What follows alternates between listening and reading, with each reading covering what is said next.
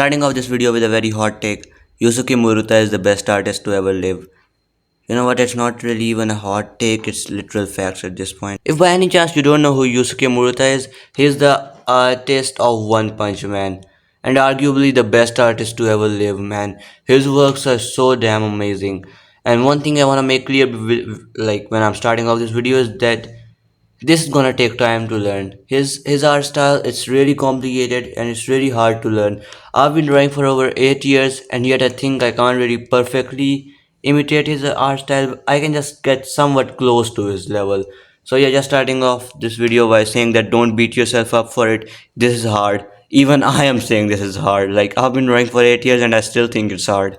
Now, as a dumb beginner artist, you might say that, oh no man, it's not gonna be that hard. Like, how hard can it be? And to that, I will simply reply,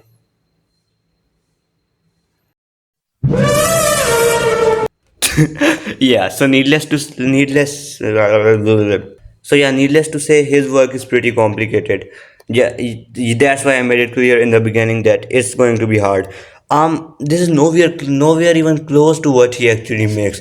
This is just an imitation. So yeah, we are almost 1 minute 30 seconds into this video, and we are finally getting to the topic. Good job, Shay. You are an amazing time waster. Also, just to waste like a bit more of your time, by the way, can any of you guys tell me that is this type of content like where my camera is a bit more stabilized, a bit better? Because a lot of people in the last video commented on how it's not stable and their head is hurting after this.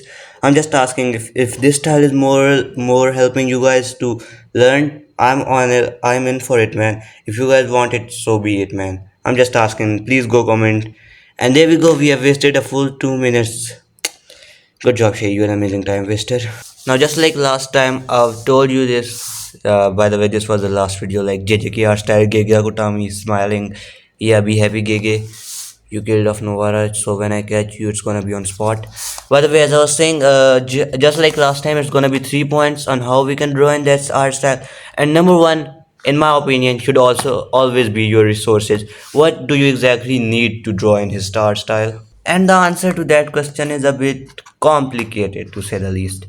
Now, let me be honest with you right now. You can use anything to draw in his art style if you are at a specific art level, but if you are a beginner, I'm gonna recommend you use some really thin pens.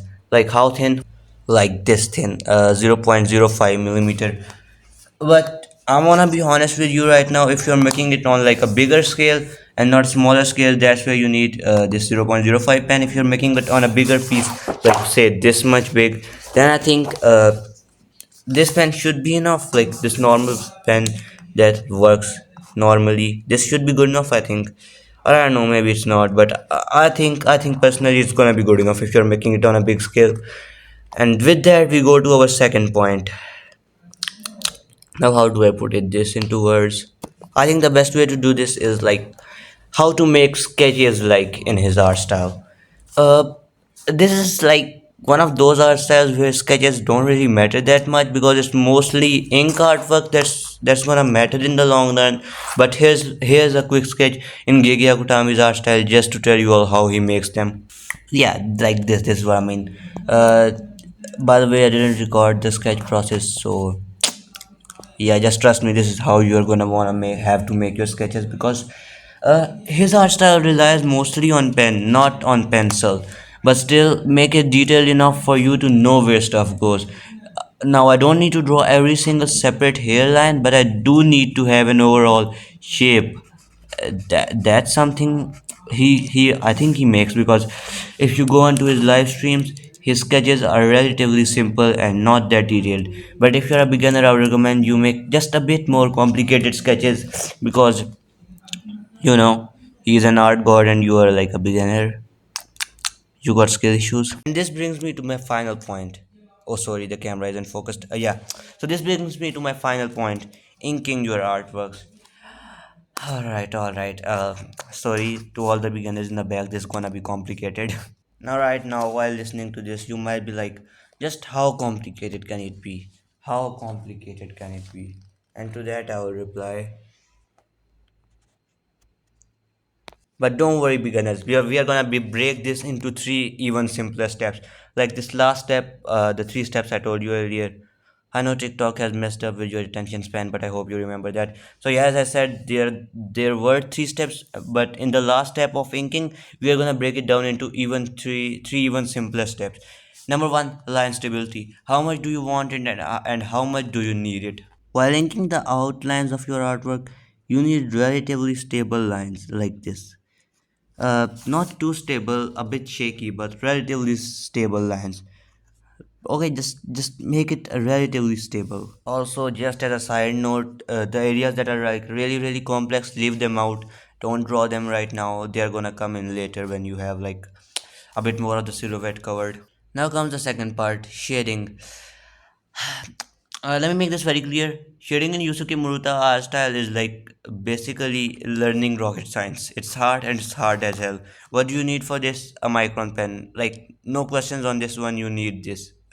You don't even you basically can't do that with this pen. It's legit impossible in my opinion. Or I don't know, maybe you're like really good and you can do it with that pen. In that case, respect to you, man.